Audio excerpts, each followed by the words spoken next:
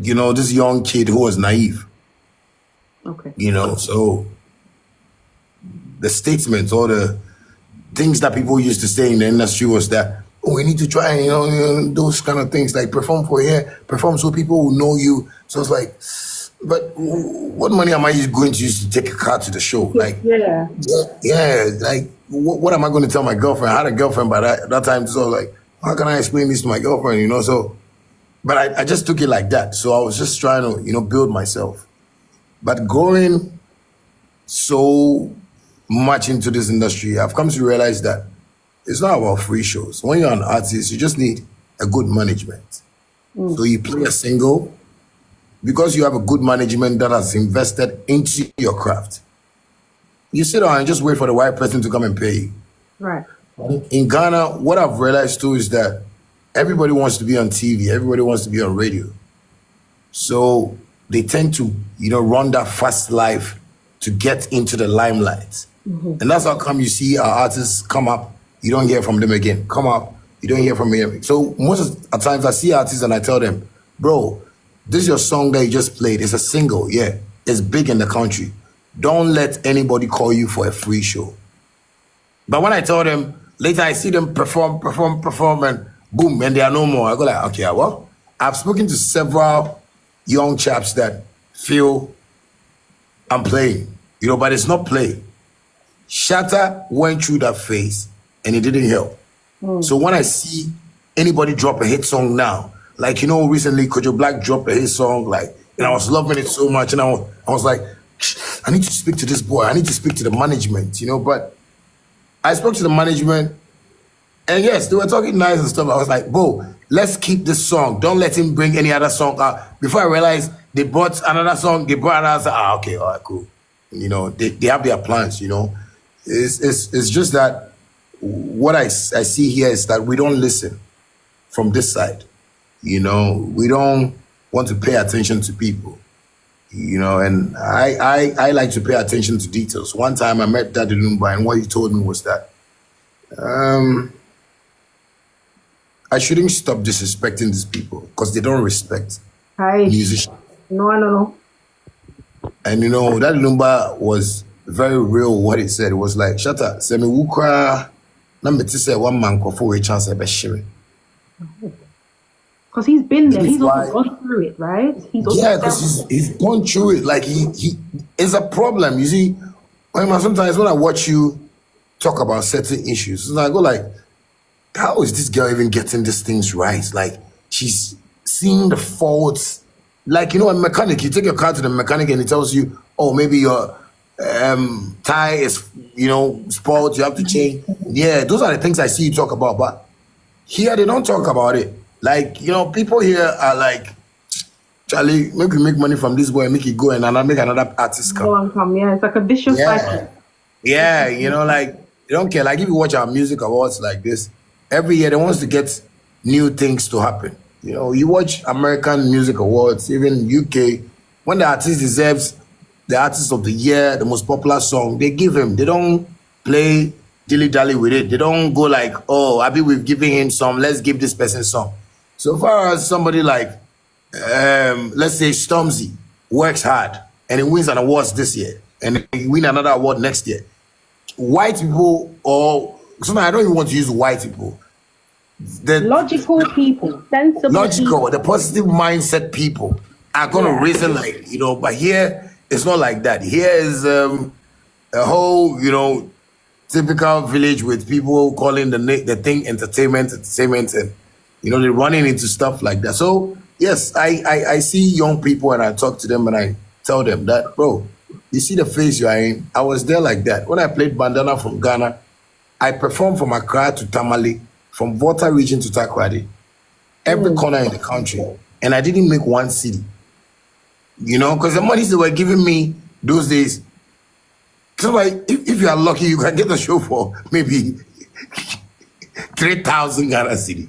And imagine you traveling from Accra to maybe Sunyani for 3,000 Ghana city. Crazy. It was crazy. Like, but I was like, okay, if this is what's happening, let me just follow and see if I can make it. Because me, I wanted to buy a mansion and, my Bugatti and, so my mind was on like, And you know, I used to watch Lil Wayne a lot and Michael Jackson. So I was like, this is what maybe this is what they did before they get to where they. So let me just try and. But it didn't work for me. So when I see young boys or young girls trying to come up, I tell them, tell you anything. Like Shatta Wale, the industry feels I'm too difficult. But I tell them, no, you can't tell me anything. Because at the age of 13, I was in London. At the age of 16, I went back to London again. At the age of 19, I was in London. It wasn't true music. It was my dad. So the things I've seen from my friends, my peers in London, the things we talk about is buy house, buy car, you know, go on vacation here. So my mindset is different from how I'm seeing like you guys, you know. Right. So when I see like a whole lot of people in the industry like thinking about, okay, if I travel, it's an achievement. You know, if I come out and I come on TV, it's an achievement. I go like, so your father know they ask you say, you know, because I believe when you're doing business, you need to make money out of it. So when I see those people, I tell them that, come on, just take advantage of this single you have and make the best out of it. Because this industry, if this song comes down, you take like 4 or 5 years. If you don't take it, you think that somebody has taken you to Malam. There is no power bigger than God. I tell them every time. There is no Malam that can do you anything. We are all Malams to stop our shine, you know. Absolutely. So I think that's one of the things. I love that. I mean, I feel with you, every single question is so weighty. So I don't even want to interrupt it. I really want you to just let it out so that it makes sense in the grand scheme of things. But I'm going to give you the opportunity to give a quick synopsis. So guys, welcome to my live. My name's Ahima and I'm having a conversation right now with a big Shatta Wale. I like to call him Shatta Wale. Only I can do that, okay? So yes. Thank you for tuning in. We're having a conversation about, I guess, the industry. Shatta's journey, how he has pivoted to what he is now. He's come from Bandana and he's now Shatta Wale and he's making a statement for himself. Shatta released a press wrap today detailing a change of management. And we've already touched on that. He's explained the importance of why that needed to happen. So if you missed it, I'm so sorry. I'm not going to include that in the synopsis. When I release the audio now, you can watch it. So I hope you're enjoying the conversation so far. We are still on the musical and personal journey. And I guess, Shatta, let's talk about your journey to already. You know, after collaborating with Beyonce, you went on to reconnect. I say reconnect because you've always had that connection with Vybz Kartel. And how do you also, I'm asking this question only because I want to address this once and for all, respectfully, of course. There are conversations and consensus around King of Dancehall, King of Dancehall, King of Dancehall. After reconnecting with Vybz Kartel, I think this is how I see it, right? You have basically shushed on that particular topic, only because I feel like after what I myself watched the conversation with Vybz Kartel and the Drinks Champs, he spoke a lot about respect. He spoke a lot about giving credit to who credit is due. And I then got to understand the importance of, you know, there's a saying in Chise, so it's like if it mean to me, I'll try and say it. So share yourself, nobody's gonna crown you as king. If you wear the crown yourself, nobody's gonna crown you as king, right? And I think you've been a little bit mute on this topic of dancehall king situation.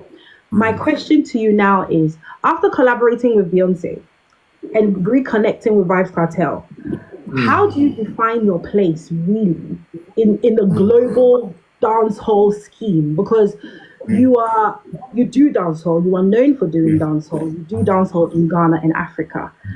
When we talk of kingship, when we talk of pioneership, when we talk of somebody who has made a massive statement, it's almost as if you know kind of vibe. But to educate the people on where your stance is, I don't care how you want to define it, whether you're a king. I mean, I really want to understand your role, because I've seen an interview from someone else saying something else, and now I just want to hear from the horse's mouth. What is your stance, or where do you stand when it comes to dancehall? Well, you know, I think this is not something that we should even stress about. This is something that I've been doing for years. So when it comes to dancehall, everybody knows and calls me dancehall king.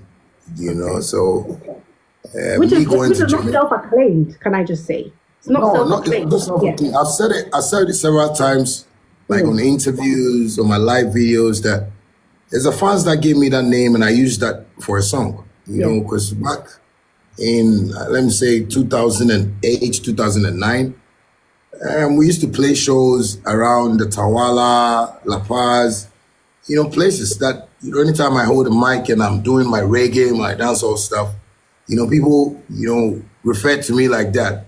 Hey, dancehall king, hey, no size, hey, king, So I sat on one time and I was like, maybe this man's are just giving me, some money that I'm not seeing. So why don't I create a song called Dancehall King? That was how come I created Dancehall King at the whole Ghana. Because everywhere I go, that's how they refer to. So it's the people. I always tell people that sometimes we don't have to fight nature. We need to allow nature to deal with us. Because when you want to swerve nature, that's where you make your conversation not positive in the ears of people. I believe that I've been through a lot in this industry, and people have tried to undermine the weight of Shatta Wale, and people have tried to brainwash like the public about who I am and how I behave and whatnot. But I thank God that where I've gotten to, it's not about the titles anymore. The fans can choose me. The fans can tell me what they want to tell me. The fans can, put every name, because now they even have a whole lot of names for me, from Dancehall King to Wandon to Achidodu to Gaddafi. Some people call me. What does that Achidodu? What does that one mean? Achidodu is like it's medical. I'll beat him very soon, but I'm just relaxing. About medical, I'll beat him. Because he gave me this name when we went to jail, and it was crazy. We just chose it. But I actually chose. It was Achidodu and Apalalu, and I gave him Achidodu. But he said my face looks like somebody. Oh wow. You and Medical's relationship is so. I mean, we're gonna get to that, but let's finish what you were saying, and then we'll get to you and Medical's relationship. So basically, now what people are even seeing around me is that when you watch me, I'm not paying attention to anybody again. I'm trying to support who supports me. If you see now, when Sarkodie does something, I try to support. When I'm doing something, try to support. It's just that we've come to an understanding. He has things that he's done for me when we started Shaxi, and he doesn't even want me to tell anybody. Because he feels, he doesn't need it like that. Because he feels I'm doing something great and he wants to support. So when I see him doing something, I support. I don't want to really get into back in the days, kind of behavior, and I'm this and I'm that, What I want to show to Ghanaians is my worth. Yeah. And my worth is now showing when it comes to the brand Shatta Wale. Moving from the brand Shatta Wale into business.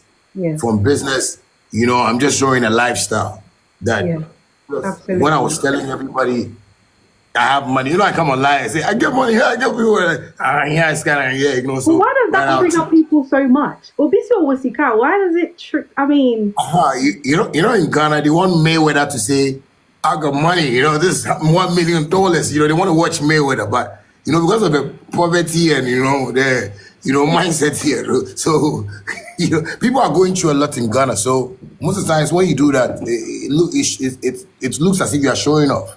But I tell people, I am not showing off. I am just letting you see how good God has been in my life, because I've slept in the gutter before. Recently, I was telling Mali about a place I slept, and she was crying, because she didn't believe. Like, she was like, so you slept outside for like 3 years? And another side, yes, I said, no, I've slept outside for 10 years. But I'm just showing you places that I've slept, and it's outside. So when I see somebody that says, oh, I did hustle, oh, Charlie, I see a person like, if you've not slept outside for 5 years, raw, in the rain, in the sun, where you smell your dress and you know that you are smelling. Don't even claim trenches. Don't even claim streets. Don't claim like, oh, I hustled before, because Shatta, everybody knows me in Ghana, So I've been through like a lot from where I'm coming from. So for me to see myself today here, maybe I watch myself and I see I'm driving like a $500,000 car. I see that I'm living in a 2.5 million.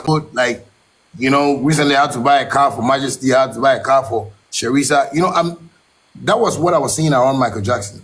And I was like, no, I need to get money and live life like this. So that is where I've gotten to now. So when people are talking about, and I did this and I brought this, like, I don't want to get involved anymore because I feel, all those things didn't make money for me.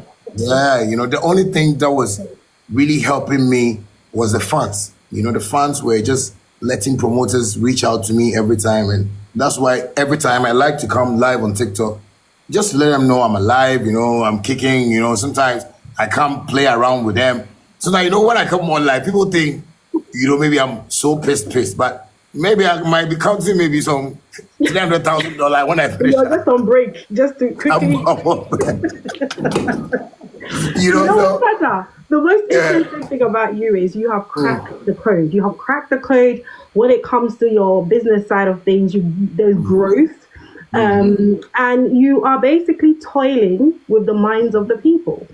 And unfortunately for me, from outside looking in, I'm all for it because the social media world that we live in right now, everybody has their code that works for them. And also when we had the conversation last time, I popped into the live last time and I asked the question, and that's because at that time I really also did not understand why. What gift is that? People give me gifts every time. It's crazy, man. I really didn't understand your agenda in its entirety. But when I obviously started my content and everything and studying the music industry, I understood it. It's in your maybe one of my because I get it, right? And you crack the code and you are able to position yourself in a way that you are constantly on top of your game. Now, social media has become your, I guess, in a way, your entertainment field, your outlet and stuff like that. Before I come back onto the social media question, I want to tap into your brain in terms of respect. You speak of respect a lot, and I know respect is something that is very much up there for you. What does respect mean, though, in the context of Ghana music? I want us to unpack this and be practical with it, because okay, respect her. People say, oh, yes, sir, massa, and I say, oh, me patrol, Ghana for we love me patrol to the please, thank you, we love it. But what does respect really mean in the grand scheme of the entertainment business, especially for somebody who has been there? You have cats under you, and you feel like the OGs are not giving you that respect that you need. What does it mean for you in its weight, essentially? Well, I think that's a good question. And, the underlying word is discipline. When I talk about respect, in the music industry, I'm not talking about somebody should see me and salute me. I'm not talking about somebody should call me Shatta Wale,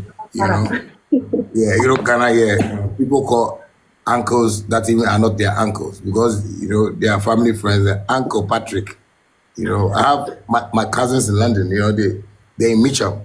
One of them, his name is Jermaine. One time, Jermaine came to Ghana, and when they dropped from the from the plane to the car, we were going to the car. It was like, Charles. He was calling my dad, Charles, can you pick my bag for me? And one of my auntie was like, hey, shut up, say brother Charles. He said, but he's not my brother. Like the way he said, I was like, wow, yeah, because my daddy is not the brother. So what is the brother Charles for? But here, people, tend to see those things as disrespect, I would say discipline because when you have discipline, you know where to, play at and where to be serious at, The industry has really shown disrespect to the brand Shatta Wale, because I tell people entertainment is just like, you go into a cinema and watch a commando movie, In the movie, you might see Commando or Rambo in the movie, shooting people, with his guns and stuff like that. After the movie, that is a movie. But Ghanaians are so easily to be brainwashed in terms of people watch my live videos and then the traditional media takes it on radio and paints that picture like that is how I am at home. But it's a movie. Like what we are doing here now is just like a movie. We are talking. But when me and Ohima is at a cocktail party and we are drinking champagne, we know what we want to talk about. Yeah. Maybe you might want to pop your booty small, me and, but somebody will take a video and say, hey, look at what Ohima is doing. Hey, is that how she is? No, she's living life. We have to be free with life. But that is what people don't understand here. And that is what I find in the industry that they've taken advantage of onto the people to let them know that Shatta Wale doesn't disrespect, but he claims we have to respect him. But I ask people, when was the last time anybody saw me like beat a radio presenter, or run into a radio presenter and want to fight the person or any media person? I don't do that. I guess most times people have a habit, or some people tend to have the habit of throwing the stone and then I guess hiding their hand, isn't it? Because you're not just gonna get up and start hoo-haing and making noise and I guess for being frustrated about something. And also one thing I always say is when it's just like pain.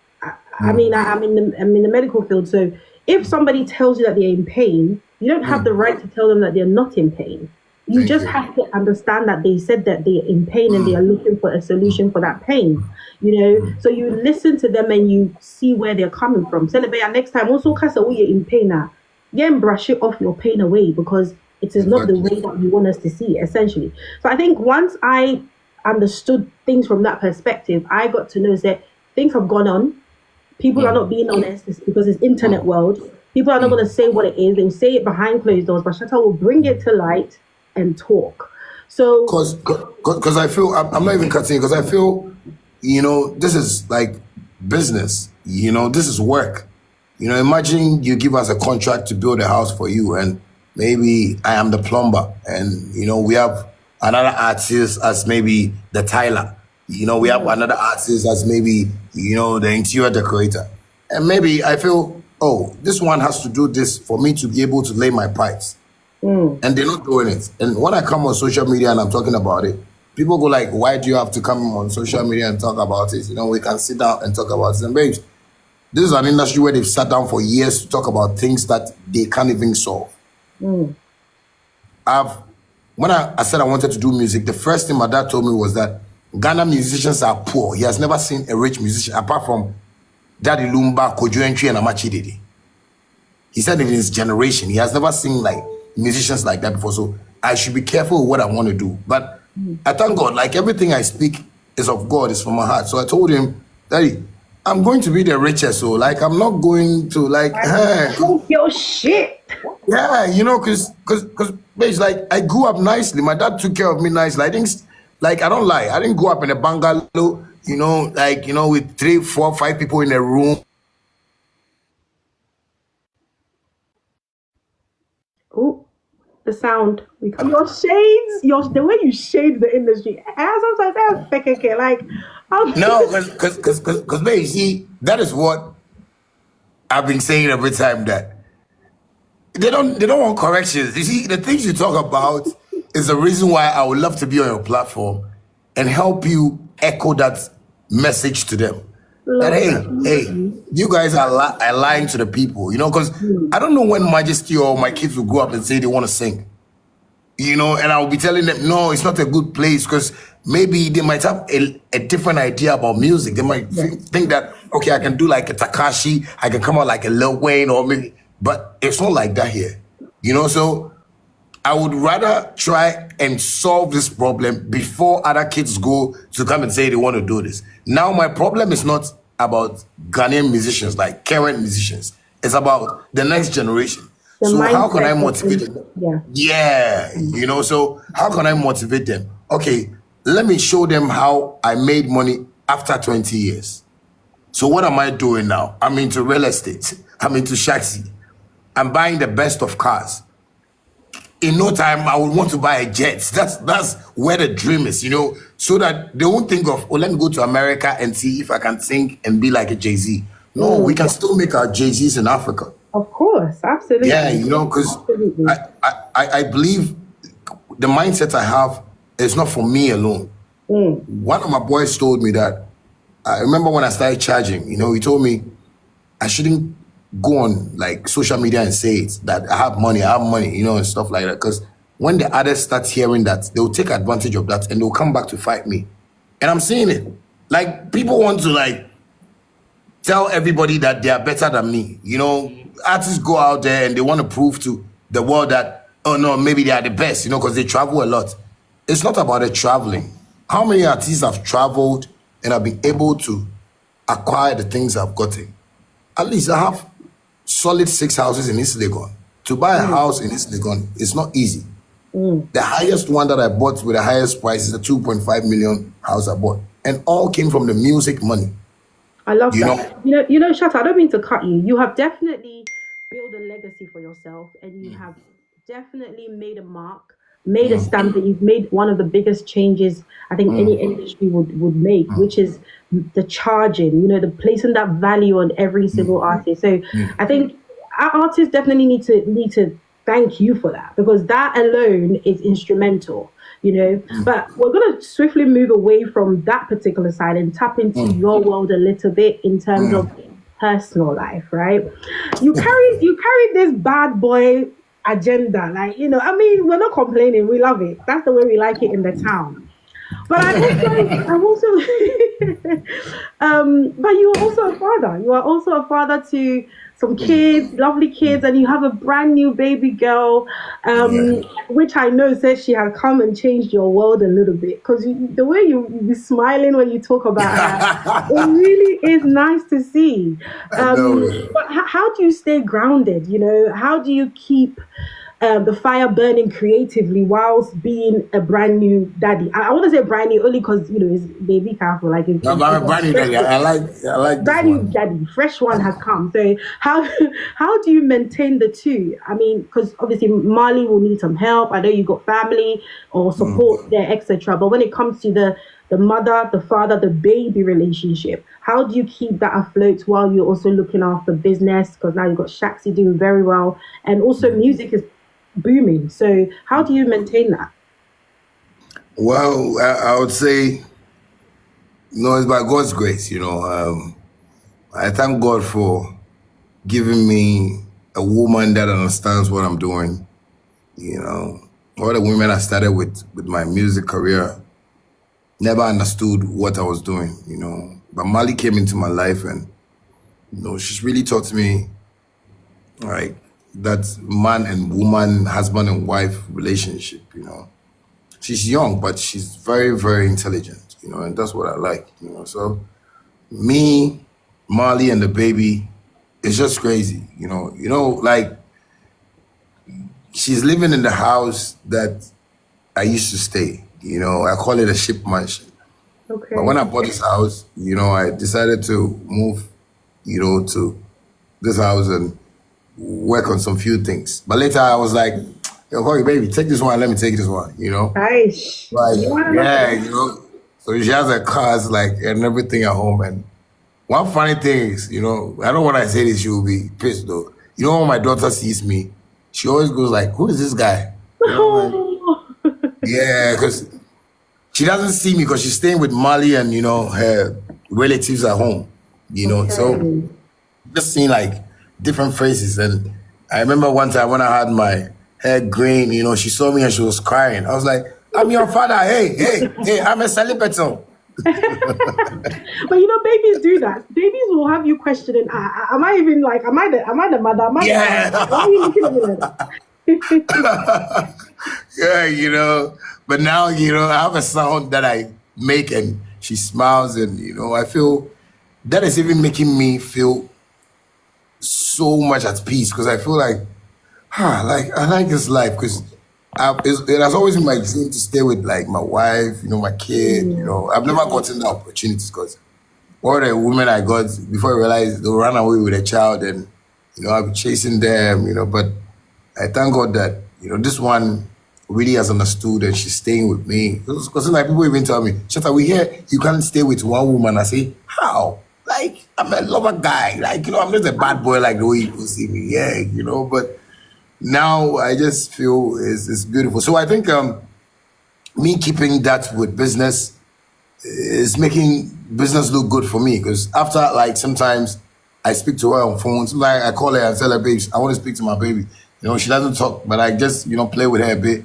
After, when I sit at the back of my computer, I want to record or I want to, like, check on my Shaxi stuffs, the back ends, and talk to my developers. Like, ideas pop up, like, recently I was talking to my developers and they were like, but Shatta, this app, like, who taught you how to? But I said, no, I love computers, so that's why I'm being creative like that, and I think it's the baby too that brought this, because I remember when, the mom was pregnant, I had to hold the stomach and I was telling her, tell God that I need everything that he wants to give me. He should give it to you so that when he come, I will kiss your palm. After kissing your palm, I know I'm going to get everything. So I was telling her, anytime I hold her, tell God about the things I need. This is a good affirmation, Shatta. I know we're joking about this, but what you're doing is a good affirmation. You're putting that positivity on that baby. Exactly. That's powerful. And me, I speak to God like that. Like when I tell people, I do weird stuff. Like when I tell people like God is talking to me, they think I'm mad. Sometimes I can be sitting with a friend and tell you, God is telling me something. And you think, but how is he? Like one time, one of my daughters, I have these girls that, I, send them to school and stuff like that. Right? I pay their fees and stuff. So I was telling them, God talks to me. They were like, but Daddy, why doesn't God, I don't hear his voice. No, just pay attention. You hear, So I actually spoke to this baby. And before she would come out, I just got some deal that was bringing me, XXX millions. And, that was what I've been using to take care of everything now. The cars, the houses, the business, and it's crazy. So I think it's a baby that brought that blessing. I always tell my boys that don't be scared to give birth, because giving birth is another beautiful thing in the world. You don't have to, people have been brainwashed. So they think, let's get married, after married, so that in 3 months we'll give birth, and then after we get birth, no. I don't want to enter into when you go into your alter ego voice. No, but that's how sometimes people explain to people. So, some people are towing a line of want to be perfect. But life is not about being perfect, because we are not perfect people in the world. We have to go through phases. The phases have to be good, bad, and ugly. And then we get to our destination. Some people are scared to be ashamed. Shatta Wale have been through all those phases. So I don't know what is shame anymore. I don't know what is disgrace anymore. So when I'm praying to God, I tell God the things I want, and he delivers it, because he feels, oh, my son, you've been through it, so why don't I? So you're quite big on affirmations, positive, using your mouth to speak